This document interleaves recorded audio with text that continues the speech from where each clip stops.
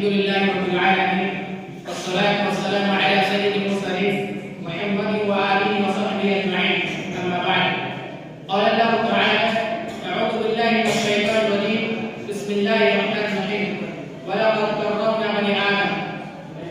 माननीय अध्यक्ष महोदय, निर्णायकगण, आदरणीय शिक्षकगण एवं मेरे प्रिय श्रोताओं, आज के इस वार्षिक प्रतियोगिता समारोह में मेरे भाषण का विषय इस्लाम इसलिए का स्थान।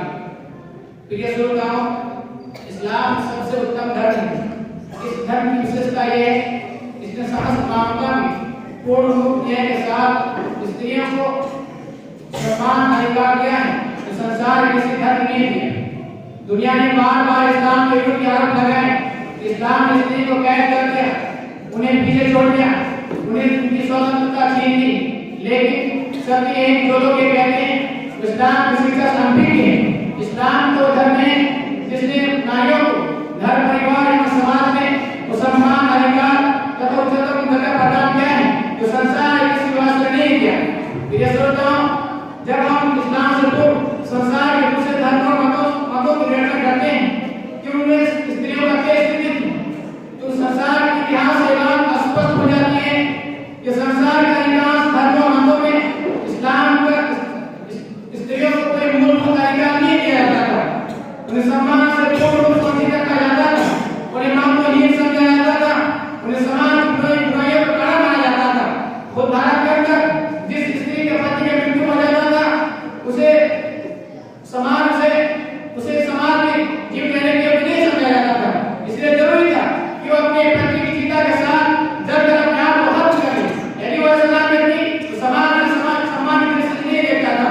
लेकिन इस्लाम में स्त्री को आसान है कि पवित्र कुरान में ईश्वर कहता है वलक़द कर्रमना बनी आदम, कि हमने आदम के संतानों को सम्मान दिया, अर्थात हर नारी को पुरुष सम्मान प्रदान किया।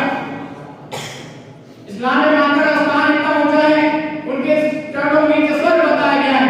इस्लाम में उनके पैगंबर मुहम्मद रसूलुल्लाह सल्लल्लाहु अलैहि वसल्लम कहते हैं कि स्वर्ग माता चरणों के नीचे है। जब एक व्यक्ति ने आपसे प्रश्न किया कि उनके अच्छे व्यवहार का सबसे अधिकारी कौन है, तो आपने उत्तर दिया कि तुम्हारी माता। उस व्यक्ति ने फिर प्रश्न किया, उसके बाद भी कौन, आपने वही उत्तर दिया कि तुम्हारी माता। इसी प्रकार चौथे बार प्रश्न करने पर आपने उत्तर दिया कि तुम्हारे पिता। ये सम्मान है जो संसार के धर्म में किसी ने नहीं किया। इस्लाम ने बेटियों को प्रदान करा है। पैगंबर इस्लाम का कहना है कि जो व्यक्ति अपनी दो बेटियों को पालन पोषण प्रेम और धैर्य से करे वो मेरे साथ स्वर्ग में होगा। बेटी वरदान है, इससे मालूम हुआ कि बेटी बोझ नहीं बल्कि स्वर्ग का मार्ग है। पत्नी के बारे में इस्लाम कहता है जो गुलाम नहीं बल्कि जीवन साथी है।